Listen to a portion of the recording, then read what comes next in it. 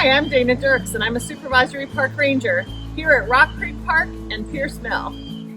I'm Angela Kramer, Education Director for the Friends of Peirce Mill. The mill was built nearly 200 years ago.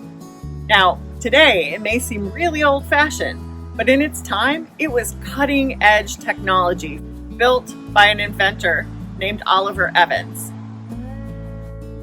Peirce Mill is a giant water-powered machine that turns grain into flour.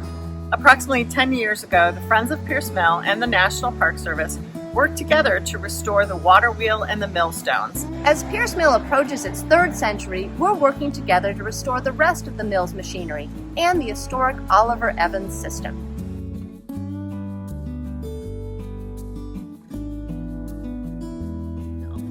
Come on in.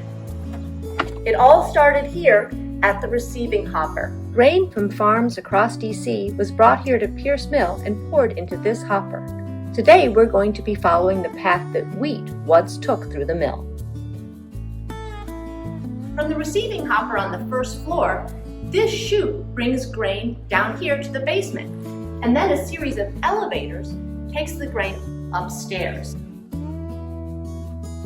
Using the elevator to move grain between the floors is a lot easier than carrying heavy sacks of wheat all the way to the third floor, which is where we're headed next. Now we're on the mill's third floor. The wheat travels all the way up here to the grain cleaner and the smudder. The grain cleaner removes dust and bugs from the wheat.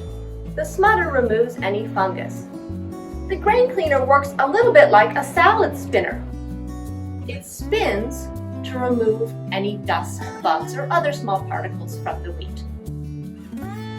From the smuttering grain cleaner, the wheat travels down a chute to a storage bin on the second floor before dropping down to the millstones on the first floor. Using the Evans system, a miller could operate Peirce Mill with just one assistant instead of using many people. From the second floor, the wheat falls down into this hopper on the first floor before entering the millstones down here.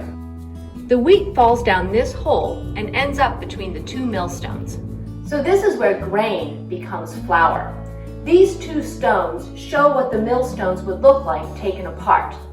The top stone here is called the runner stone. The bottom stone is called the bed stone.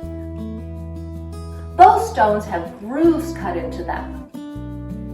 As the runner stone spins around, these grooves cut the grain, kind of like a pair of scissors, and that is how wheat becomes flour. Now we're down in the basement. These are the gears that drive the millstones upstairs. The freshly ground grain will come down here before traveling back upstairs on an elevator. This is the hopper boy on the third floor, and it's one of Oliver Evans' most important inventions. Before Evans, young people would have the job of breaking the freshly ground flour to cool it and let it dry. Evans replaced that job with this invention, the hopper boy. This arm spins around, and as it spins, it rakes the flour, slowly cooling and drying it so that the flour doesn't later spoil. From the hopper boy, the freshly ground flour comes down here to the bolter on the second floor. The bolter is basically a giant sifter. It separates the finer particles of flour from the coarser particles of flour. It works a little bit like a sifter that you might have at home. From the bolter, the flour comes down here to the flour bins. This is the final step in the process, and now the flour is ready to leave the mill and be turned into bread. Now we've seen all 4 floors of Peirce Mill and the Oliver Evans system. Water power makes all of this machinery possible. The National Park Service and the Friends of Peirce Mill are working together to restore the rest of Peirce Mill and the historic Oliver Evans system. We hope to inspire the next generation of engineers.